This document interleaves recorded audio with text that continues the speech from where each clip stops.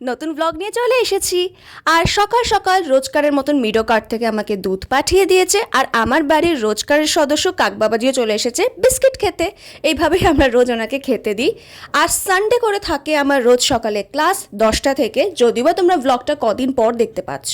এই দেখো আমার স্টুডেন্ট চলে এসেছে। বাই দ্য ওয়ে, এপ্রিল থেকে কিন্তু আমার নতুন ব্যাচ শুরু হতে চলেছে।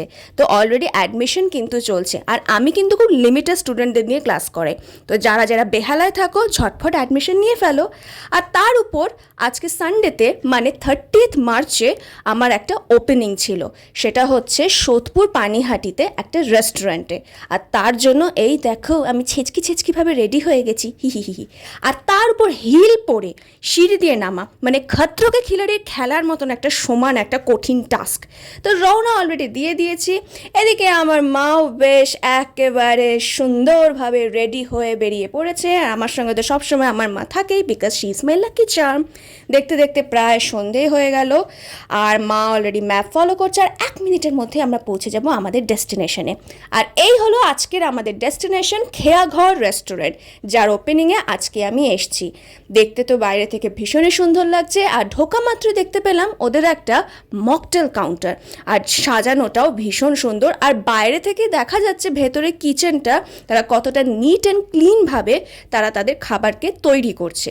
তো ভেতরে ঢুকে তো অ্যাম্বিয়েন্সটা সত্যি ভীষণ সুন্দর লাগলো, লাইটিং থেকে শুরু করে ইচ অ্যান্ড এভরিথিং খুব নিট অ্যান্ড ক্লিন। তাও শুনলাম নাকি এখনও ইন্টেরিয়র পার্ট নাকি কমপ্লিট হয়নি, আরও অনেক পার্ট কমপ্লিট হওয়া বাকি আছে।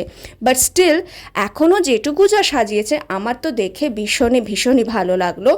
আর আমারও ঢুকে দেখো অলরেডি আমার ব্লগ করা শুরু হয়ে গেছে। আর নাম হচ্ছে খেয়াঘর, সেই জন্য ভেতরে ইন্টেরিয়রের ডিজাইনটা পুরোপুরি নৌকোর আর্ট দিয়ে তৈরি।